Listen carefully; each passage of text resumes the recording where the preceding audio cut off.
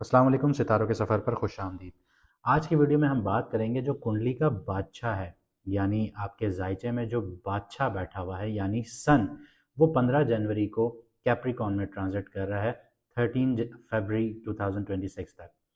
अब इसका इम्पैक्ट आपके ऊपर क्या आएगा, हम सारी चीज़ें डिस्कस करेंगे। लेकिन सबसे पहले मोटी मोटी चीज़ ये समझते हैं कि सन आपकी कुंडली में या आपके जायचे में किस चीज़ को दिखाता है। सन आपके फादर फिगर्स को दिखाता है। सन आपके बॉसेस को दिखाता है, अथॉरिटी फिगर्स को दिखाता है। इसी के साथ साथ सन ये भी दिखाता है कि आपका दुनिया में आने का मकसद क्या है।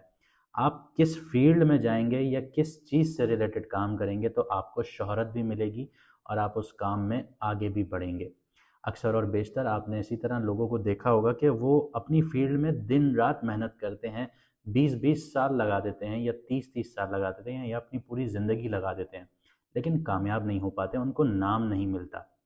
एक अपनी जो सैलरी होती है वही कमा के बस घर चले जाते हैं और पेंशन पे गुजारा करते हैं।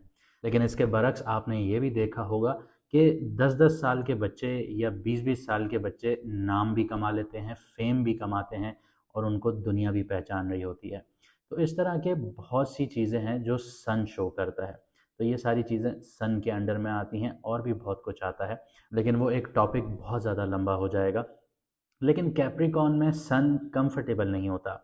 उसकी बड़ी वजह यह है कि सन जिस घर में जा रहा है वो उसके एनिमी का घर है, यानी उसके दुश्मन का घर है, और वो है शनि यानी कि सैटर्न।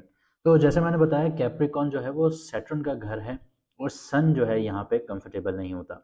सन यहाँ पे लेगेसी तो बनाता है आपकी, लेकिन वो इंस्टेंट फेम नहीं देता। इंस्टीट्यूशनल पावर देता है आपको, लेकिन इंस्टेंट अप्रिसिएशन नहीं देता। और भी बहुत कुछ बताऊंगा, लेकिन एक छोटी सी अनाउंसमेंट कर दूं कि जिन लोगों को अपना मून साइन नहीं पता वो कमेंट सेक्शन में अपनी ओरिजिनल डेट ऑफ बर्थ लिखें, आपको आपका मून साइन बता दिया जाएगा।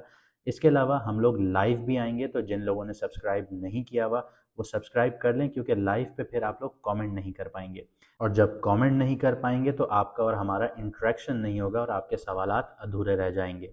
इसके अलावा जिन लोगों को जॉब से रिलेटेड इश्यूज़ हैं, शादी से रिलेटेड इश्यूज़ हैं, घर के मसले हैं, जॉब नहीं लग रही या आपको प्रमोशंस नहीं मिल रही या लाइफ में मुश्किलात बहुत ज़्यादा आ रही हैं, शादी नहीं हो रही, शादी होके टूट जाती है, कहीं पे रिश्ता करते हैं तो वो टूट जाता है, तो ऐसे मामलात के लिए आपके सामने व्हाट्सएप का नंबर आ रहा होगा, मैडम एस्ट्रोलॉजर एंड बख्श का, आप यहाँ से अपॉइंटमेंट हासिल कर सकते हैं। और इसके अलावा जिन लोगों की शादियाँ नहीं हो रही, हमारा प्रोग्राम रिश्तों का सफ़र भी है, आप उसमें इनरोल हो सकते हैं। तो जैसे मैंने आपको बताया कि सन जो है वो कैप्रिकॉन में वीक है, लेकिन यहाँ पे एक बहुत इंपॉर्टेंट चीज़ आ जाती है कि वो है कि सन कौन से हाउस में बैठा हुआ है। हाउस भी बहुत इंपॉर्टेंट होते हैं। तो आइए इन सारी चीज़ों को एक्यूमुलेट करके समझते हैं कि सन का जो ये ट्रांजिट है कैप्रिकॉन में, ये आपके लिए कैसा रहेगा। अब बात करते हैं पाइसेस मून साइन वालों के लिए, यानी कि मीन राशि यानी कि बुर्ज होत वालों के लिए। तो सबसे पहले करियर, बिजनेस, जॉब, फाइनेंस और उन लोगों की बात करेंगे जो नौकरियां ढूंढ रहे हैं, यानी कि जॉब सीकर्स की। पाइसेस के लिए जो कैप्रिकॉन है वो 11th हाउस है, यानी ये मुनाफों का घर है, नेटवर्किंग का घर है, फ्रेंडशिप्स का घर है, सोशल सर्कल का घर है, बड़े भाइयों का घर है, लॉन्ग टर्म गोल्स का घर है। सन यहाँ पे आपके लिए वीक है, लेकिन 11th हाउस की जो फंक्शनल स्ट्रेंथ है वो अपॉर्चुनिटीज़ और सपोर्ट के फेज में एक्टिवेट होती हैं। तो करियर में प्रोफेशनल नेटवर्क और कोलैबोरेशंस जो हैं वो कोलैबोरेटिव जो प्रोजेक्ट्स हैं वो बहुत ज़्यादा हाईलाइट होंगे आपके लिए। जॉब वालों के लिए टीम बेस्ड काम हो गया, पीयर रिकग्निशंस हो गई, ये ज़्यादा इंपॉर्टेंट होना शुरू हो जाएंगी। जॉब सीकर्स जो हैं उनके लिए सोशल कनेक्शंस, नेटवर्किंग, रेफरेंस, ये वाला जो फेज़ है ना, यहाँ से आपको सिलेक्शन मिलेगी और ये पॉसिबल है अब आपके लिए। बिजनेस में पार्टनरशिप्स और ग्रुप वेंचर्स जो हैं वो प्रॉफिटेबल होंगे आप लोगों के लिए, क्योंकि यहाँ पे वीनस भी है, जैसे आपने वीनस की सीरीज में देखा होगा। फाइनेंस में आप लोगों को लॉन्ग टर्म गेन्स मिलेंगे और एफर्ट बेस्ड होंगे वो आपके गेन्स जो हैं। शॉर्टकट्स और इम्पल्सिव स्पेकुलेशन से आप लोगों को बचना होगा, क्योंकि आपका जो 11th हाउस एक्टिवेट होता है वो अब आपके अंदर एक लालच पैदा करेगा कि मुझे और चाहिए और चाहिए और चाहिए। तो ये जो और चाहिए होती है ना, तो इसकी वजह से इंसान इम्पल्सिव स्पेकुलेशंस करना शुरू हो जाता है, क्योंकि 11th हाउस के बिल्कुल सामने आपके 5th हाउस है, 7th एस्पेक्ट से वो भी एक्टिवेट होता है। तो जब 5th हाउस जब आपका एक्टिवेट होता है 7th एस्पेक्ट से, तो फिफ्थ हाउस आपकी स्पेक्युलेटिव इन्वेस्टमेंट्स का है। तो जब आप यहाँ पे इन्वेस्टमेंट करेंगे बगैर रिसर्च के और बहुत ज़्यादा शुरू हो जाएंगे, आप रिस्क जो है वो बिना सोचे समझे लेना शुरू हो जाएंगे, तो वहाँ पे आप फंसेंगे, क्योंकि जो लालच होती है वो इंसान को फंसा देती है। और 11th हाउस किसी भी हवाले से हो, वो उसमें प्लैनेट जो भी हो, वो आपको सिर्फ लालच देगा कि मुझे और चाहिए और चाहिए, वो रुकता नहीं है इंसान वहाँ पे। तो इस चीज़ को थोड़ा सा कंट्रोल करके चलिएगा, वरना ये आपको चीज़ फंसा भी सकती है। तो यहाँ पे अपॉर्चुनिटी आपके लिए क्या है, नेटवर्किंग और सोशल सर्कल। यहाँ से लेवरेज आपको जो है वो आपके एफर्ट्स को मैक्सिमम रिवॉर्ड देगी। तो आपने समझना है कि अब जो आपने काम करना है वो नेटवर्क्स के साथ करना है, सोशल सर्कल में करना है, यहीं से आपको डील्स भी मिलेंगी, आपके पास जॉब नहीं है जॉब भी मिल जाएगी, बिजनेस पार्टनरशिप्स करते हैं या आपका बिजनेस पार्टनरशिप चल रहा है, जो ग्रुप वेंचर्स चल रहे हैं, तो अब वो आपके लिए प्रॉफिटेबल होंगे, या आप स्पेक्युलेटिव इन्वेस्टमेंट्स की तरफ जाते हैं तो वो भी आपके लिए प्रॉफिटेबल होंगे। लेकिन शर्त सिर्फ इतनी है कि ईगो बेस्ड नहीं होनी चाहिए, प्रॉपर रिसर्च के साथ होनी चाहिए, वरना आप यहाँ पे फंस भी सकते हैं। लव लाइफ, सिंगल्स और मैरिड की बात करते हैं तो 11th हाउस की जो एक्टिवेशन है वो रिलेशनशिप में फ्रेंडशिप्स, कॉमन गोल्स और सोशल कंपैटिबिलिटी को हाईलाइट करता है। अब जैसे मैंने आपको कहा कि 11th हाउस हर चीज़ ज़्यादा मांगता है, तो अब आपके रोमांस भी स्टार्ट होंगे, लेकिन आपके अंदर एक और चीज़ पैदा होगी कि आपको पार्टनर एक से ज़्यादा चाहिए। यानी कि आप कहेंगे कि आपको ये भी पसंद आ रहा है, वो भी पसंद आ रहा है, तो आप इस तरह से कंफ्यूज भी होंगे। सिंगल्स के लिए जो अपॉर्चुनिटी मिलेगी वो फ्रेंडशिप बेस्ड अट्रैक्शन या फिर सोशल सर्कल में पार्टनर आपको मिल सकता है। लव मैरिड लाइफ की बात करूं तो सोशल लाइफ में और फ्रेंड्स के इन्फ्लुएंस आपकी लाइफ में अब बढ़ना शुरू होगा।